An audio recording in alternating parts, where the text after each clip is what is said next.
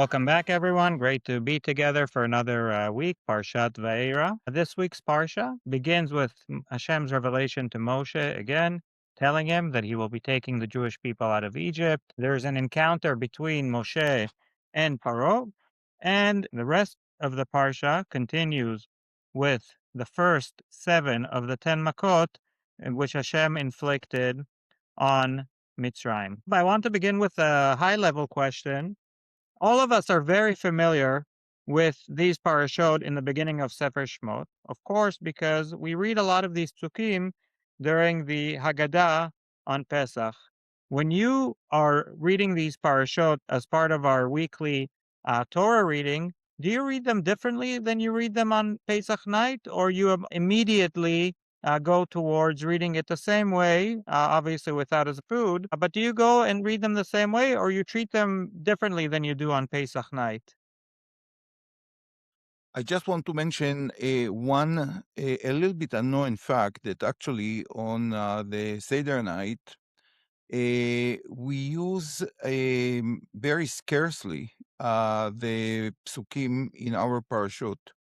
The text is the text of Mikra Bikurim, and our psukim in this parsha, or the parshiot of Yetziat Mitzrayim, are brought just to support or to explain what a certain word in the parsha of Mikra Bikurim is talking about.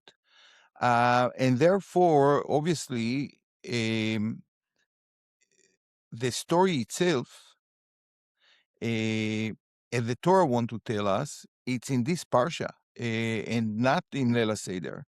The purpose of Leila Seder, in my opinion, is slightly different. Is Veigadeta lebincha, and as Chazal describe it and define the night, is a night of learning the story of Yetziat Mitzrayim.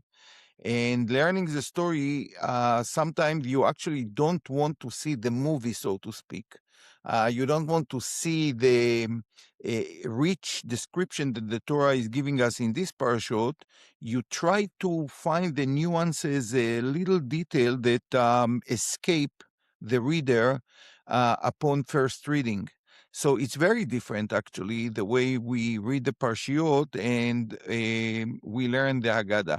As I said, number one, the purpose is differently, and therefore our relation with the text is different. And second of all, as I said, in Leila Seder, actually, you will not find too many stories of Yetziat Mitzrayim as they appear in Sefer Shmot.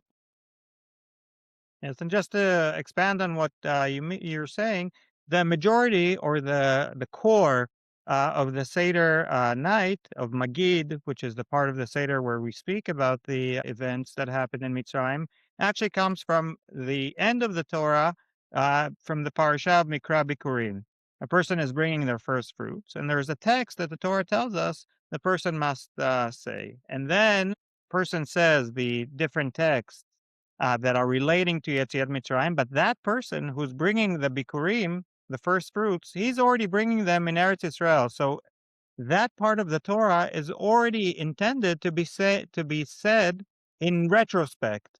Right? Whoever is going to say Bikurim was not during Yetziat Mitzrayim, and therefore it's the appropriate text for us to say during Pesach night, which is retrospective, of course, of Yetziat Mitzrayim. Although we do mention psukim from Sefer Shmot, as you say, these are always a proof text to say, what did we mean in Sefer Dvarim by the parasha of the first fruits? We were referring back to these psukim, but that's not the core. Other than the fact that both seem to be speeches in retrospective, why do we not, on Seder night, say the actual psukim that happened in Sefer Shmot? It seems very appropriate to say these incredible plagues. Why isn't this the core of Seder night? There are many answers to it, but I do believe that the most important and the most simple one is the fact that the idea of the Seder night is the same idea of Avad Bikurim. As you said, we recognize the fact that at the end of the process, we came to Eretz Israel. Hashem fulfilled this promise to the Avot that appears in the beginning of our Parsha to give them Eretz Canaan. And the Jew who brings the Bikurim to Beit HaMikdash, he is a person that the Torah is talking about. He is the person that Hashem promised Abraham that will come to Eretz Israel, will have the land, will work the land, and will recognize that all was done by Hashem.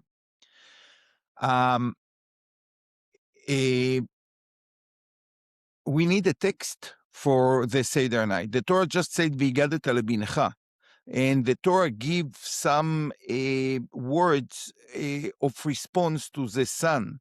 But where do we find in the Torah a text that describes the idea of hakarat tova, of recognizing everything that the Jewish people went through until they came to this moment that he can bring the Bikurim? We have it only in the Parsha of Mikra Bikurim, where the Torah, when Hashem himself actually say, this is the best text to say when you come to Beit HaMikdash. And, you know, if Hashem say, this is a text you should say in Mikra Bikurim, and they align the ideas and the purpose of Leila Seder with more or less with the same goals of Mikra Bikurim, so why do you have to invent a new text? This is a simple pshat. You have a text. You have a text. The second one, as I said, the night of the Seder, yes, the mitzvah is lesaper b'yitziat Mitzrayim. You know, there is a very famous Reb Chaim who asked what's the difference between Leila Seder and the mitzvah that we have every day to mention Yitziat Mitzrayim. And the answer he gives is that Sipur and Zikaron are not the same. Sipur is entering the story with all the details, and therefore the best way to tell the story is through question and answer that, first of all, engage the listener. Second of all, help us to find new dimensions in the story itself. So the purpose of Leila Seder is to learn the story, not to tell the story. We are not just repeating or seeing a movie that took place 3,000 years ago or more. We are learning everything about the story, because if you really want to understand Jewish history, read the story of Yetziat Mitzrayim. If it's the anti-Semitism of Paro, the blaming the Jews for all kinds of things that they never did, the desperation, the situation where the Jewish people sometimes hit the lowest point, and Hashem is always hovering over us and wait for the moment to take us, and sometimes this is happening very quickly, keherifain. So we want to tell our children it in Leila Seder, and I hope that I was at least successful in it, that we learn the Jewish history as it reflected by the story of Yetziat Mitzrayim. But bechol dor bador omdim aleinu lechalotenu, it's part of the story of Yetziat Mitzrayim, because the story of Yetziat Mitzrayim come to teach us that this story will happen again and again and again. And therefore, if you learn well the details of the story, you will be able to deal with all the phases of Jewish history later. And I think that even today, we can look in the story of Yetziat Mitzrayim and to learn many, many things about rulers, about achbadat lev, hardening the heart of rulers, and the centrality of the Jewish people, how eventually our enemies are going to pay the ultimate price. So the story then is the story of today. And I think that I heard one that v'higadeta lebinecha, the verb of v'higadeta is very similar to a person who come to the court and tell a story. You might think that the person who saw the details of the story, by telling the story as he saw it, will give us the story as it happened. But we have a very important process in the Beit Din. When a witness come and tell a story, they ask him questions, they stick to the details, they compare it to what he said before and after. And this is what happening in the Haggadat Eidut of Leila Seder. We actually doing Drisha v'Chakira. We are asking all kind of questions, like the famous question of Manishtana. We say Tse Ulmad. You have to go and to learn it. And actually, the excessive details in Sefer Shmot might distract us from analyzing and seeing the story as it happened. And here is a very interesting halacha. You know, if the court will see a clip of what happened, he will not be able to judge upon it. He can judge al pi shnaim edim, because the question, because the answer, because the comparison, because the analysis of what they say. And I believe that this is the purpose of Leila Seder. It's a night of learning, of analyzing, of looking into the question and the answers, and not just reading the details of the story. I agree. And I would just add also, and I think the commentaries do speak about this, that there is a difference between reading, like you say, the details of the history of what exactly happened. And although it's very exciting, but still it's the story, and its details and its history. Whereas the purpose of Seder night, and again, we'll speak about this hopefully when we get closer to Pesach. The intention here is not to be talking about the Seder night. Of course, we just want to contrast these parshas to what we do on Seder night. But the purpose of Seder night is really what it tells us ourselves and how it should impact our lives. Whereas just reading the history, like you say, you end up reading a very interesting and exciting story, but not necessarily one that impacts our lives directly. So that might be another reason why we intentionally do not read it as a historical book on that night. But of course, it's still very interesting to learn now for these parshas, and I think we can definitely discuss the rest of the parsha. And the proof is in Leila Seder itself that the night is actually divided to two. In a certain point, we start to talk about the Geula Atida, and you might think it had no connection to Yetziat Mitzrayim. You can maybe compare them if it was greater, if מזכירין לעתיד לבוא יציאת מצרים or not, but what is the connection to Leila Seder? Aren't we just dealing with the story of Yetziat Mitzrayim? And the answer is yes and no. The story of Yetziat Mitzrayim was not like one time in history phenomenon. It's going to accompany the Jewish people later. And therefore, concentrating on the details of this story might give you the wrong impression that we just tell the story of this a particular event, when the purpose of the Haggadah is to instill the emunah that exactly as we saw Yetziat Mitzrayim in the past, we are going to see the Geula Atidah that is going to be even greater than this Geula, and therefore we don't want to focus only on the story of Yetziat Mitzrayim. The majority of the parsha, as we said, speaks about the first 7 makot.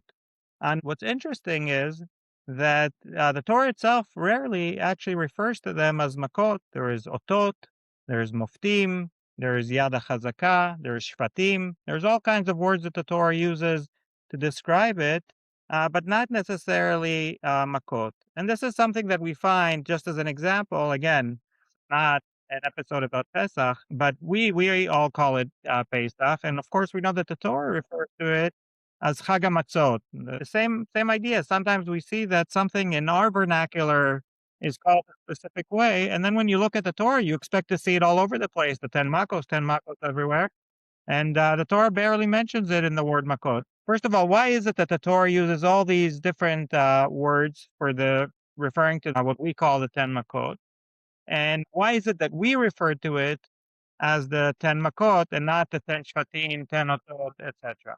It's a very interesting comment and interesting question. I would say that we have to ask ourselves a very simple question. The Makot, or these events, these disastrous events that took place in Mitzrayim, were for whom? For the Jewish people? For the Egyptian? For Paro? For us? For the history? That's a big question. And actually, when you learn the Makot, you can see that there are two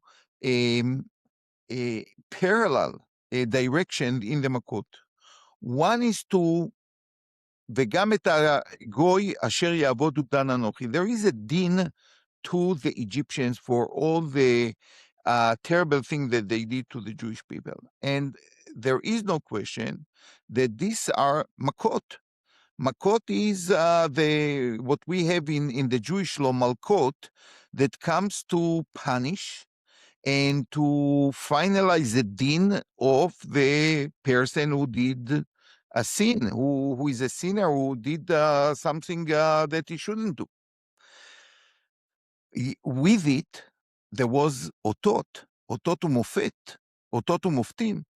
Namely, remember that the otot were also educational tool of Hashem to uproot from the Egyptians, from Pharaoh, the thought that there is a natural world. They are just like expecting the Nile to feed them, the sun to rise, and there is nothing above it. And here, Hashem, by intervene in nature, taught them a great deal that no, it's not what they think. And for this, it was not makot, it was really otot umoftim.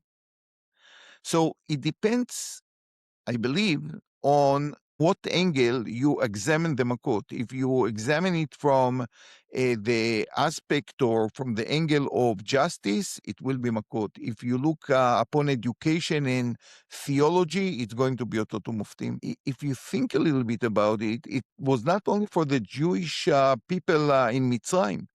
It's for me and you and for everyone else. That's the reason why we repeat every day in Kriyat Shema the story of Yetziat Mitzrayim, because theologically this is one of the pillars of Emunah, that Hashem intervened in history. And we have to remember it. It's not only Shema Yisrael Hashem Elokeinu Hashem Echad. It's not only Sachar Ba'onesh, V'aya im Shamoah. It's about Hashem involve and orchestrate and run history. That's a major, major lesson that the Jewish people taught the world.